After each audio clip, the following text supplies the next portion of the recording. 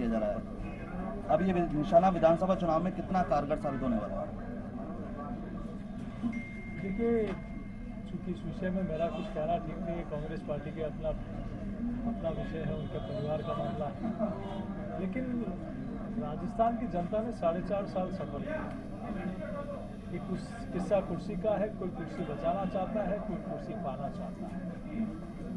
लेकिन मैं जरूर समझूंगा कि 4.5 वर्ष जो राजस्थान का विकास अवरुद्ध हुआ है, जो राजस्थान में भ्रष्टाचार हुआ 4.5 वर्ष में, मुझे पूरा विश्वास है। अभी कुछ दिनों पहले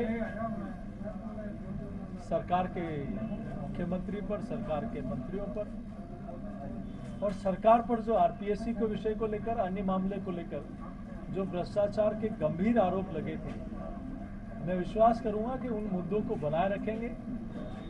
क्या समझौते में तय हुआ कि हम भ्रष्टाचारी लोगों के साथ वापस बैठेंगे? राजस्थान की जनता और राजस्थान का युवा दृढ़ संकल्पित है कि इस महाभ्रष्ट सरकार को उखाड़ फेंकना है, जिसने 4.5 वर्ष में भ्रष्टाचार के सारे रिकॉर्ड तोड़ दिए। कोई विभाग ऐसा नहीं है जहां इन्होंने भ्रष्टाचार नहीं किया। बिना भ्रष्टाचार के कोई काम नहीं होता। और सिर्फ केंद्र सरकार की योजनाओं को अपना मुखौटा बनाकर जनता के बीच में जाना चाहते हो। मेरा इस सरकार से सवाल है कि आप पेंशन का जो राहत देने की बात कर रहे हो, उसमें केंद्र सरकार का कितना अंशदान है? आप उज्ज्वला में राहत देने की बात कर रहे हो, उसमें केंद्र का कितना अंशदान है?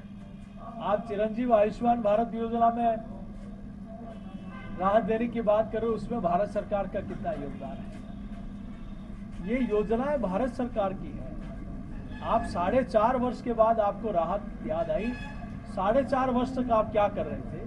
आप कुर्सी बचाना और भ्रष्टाचार करना, और ईस्ट इंडिया कंपनी जो पहले लुटेरे पैसा लूटकर ईस्ट इंडिया कंपनी को देते थे, आप एक परिवार को लूटकर एक ईस्ट इंडिया कंपनी को देने का काम करते थे। लेकिन राजस्थान की जनता भूली नहीं है कि आपने यहाँ राम दरबार भी तोड़ा है, तो शिव मंदिर भी तोड़ा है।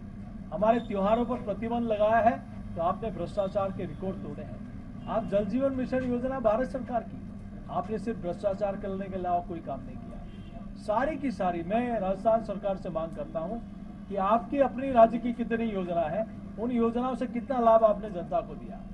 4.5 वर्ष पहले आपने कहा था कि हम संपूर्ण कर्जा माफ करेंगे किसानों का।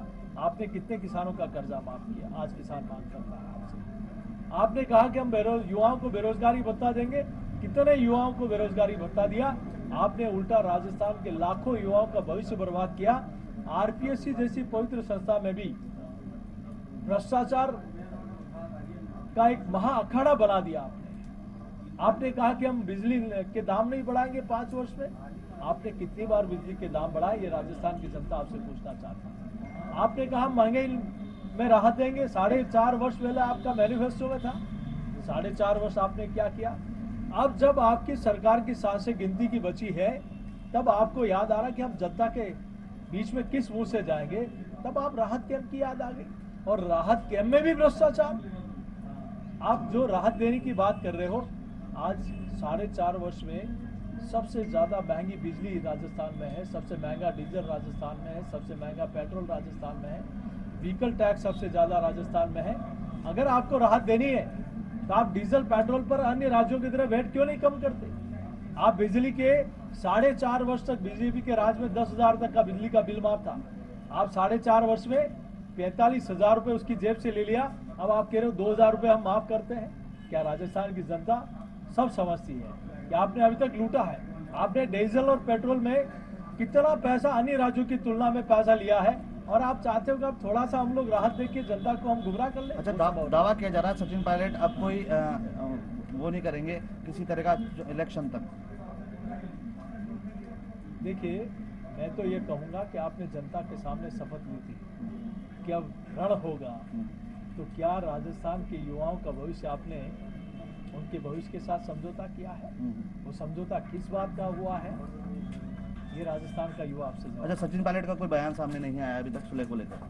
देखिए, अब मैंने कहा ना, इनके दोनों का आपस का मामला है। क्या अंदर खिचड़ी पकी, क्या समझौता हुआ, समझौता हुआ कि नहीं हुआ, ये सारे पर्दे के पीछे की बातें जब सामने आई। अच्छा, इन्होंने ये भी कहा है कि आप दोनों साथ चुनाव लड़ेंगे और राजस्थान में जो है कांग्रेस एक बार फिर आएगी। देखिए, भूतो न भविष्यति, जो वादा